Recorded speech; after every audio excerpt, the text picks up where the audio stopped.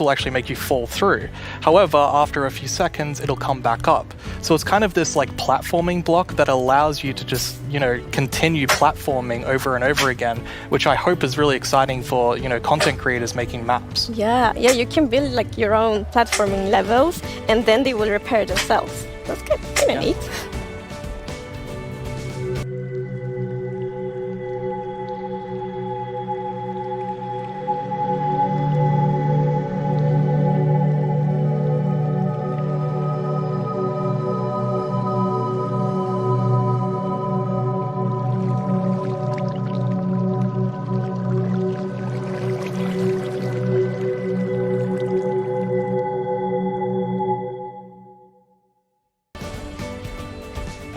Whenever I think about the idea of a cave update, the image of stalagmites and stalactites comes into my head.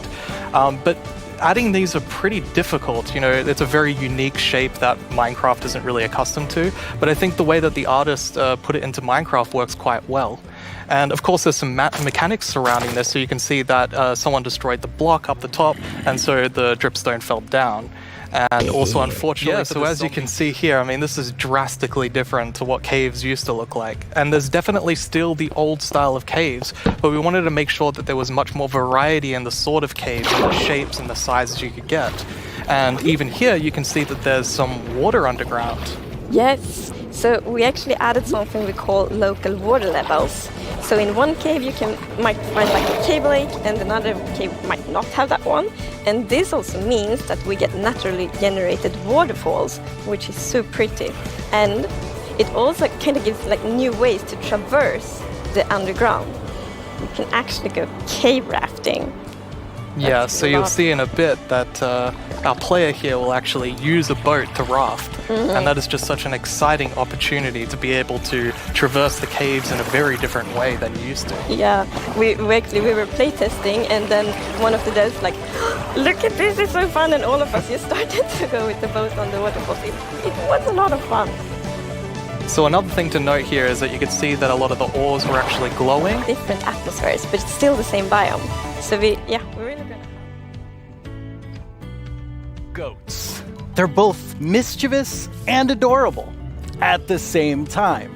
As you can see, they live on the mountains, and if you aren't careful, they might knock you off.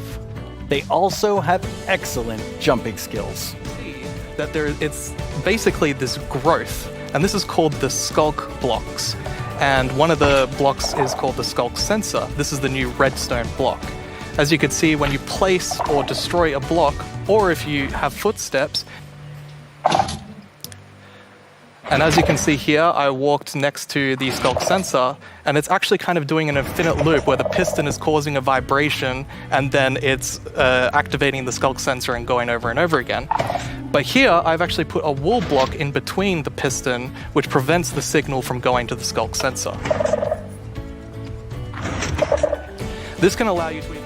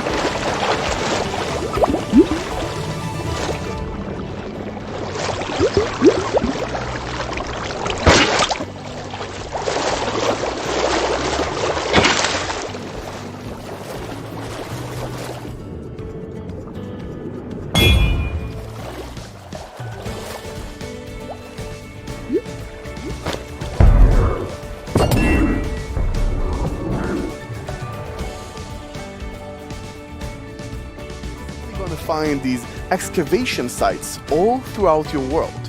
And you can make this new tool called the brush that is going to help you uncover the mysteries of all these dig sites.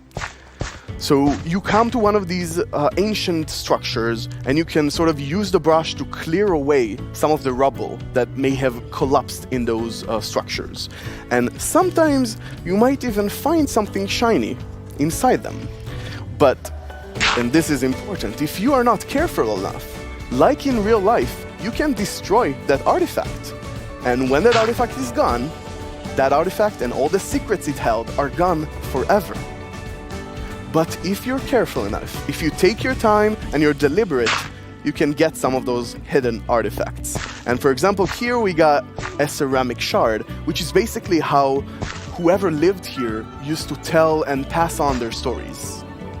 I love the story sides of the archaeology, because we often talk about that we want to deepen the mystery in Minecraft. And when you find these hidden artifacts, you kind of find like connections and hints. And we will never tell the full story, but these will inspire the players to tell their own stories about their own Minecraft worlds. Exactly. I think it's going to be really exciting to see what players do with them. For example, here we see an exhibition that someone built for this, where he can compare all the different clues he finds, right, and try to preserve whatever was down here, and he can compare what we found with whatever new thing, and sort of try to connect the pieces, right? And here we see those pieces connected in a clay pot, actually trying to reconstruct them back. And you can create that however you like. You can create your own stories or try to guess how those pieces used to connect. Yeah. It's also so fun to be very creative with these new pots, because you can put the shards in any way you want. Exactly, and when you're pleased with your creation, you can fire them up and you have your own painted clay pot. Pretty! So Nir, is this programmer art still?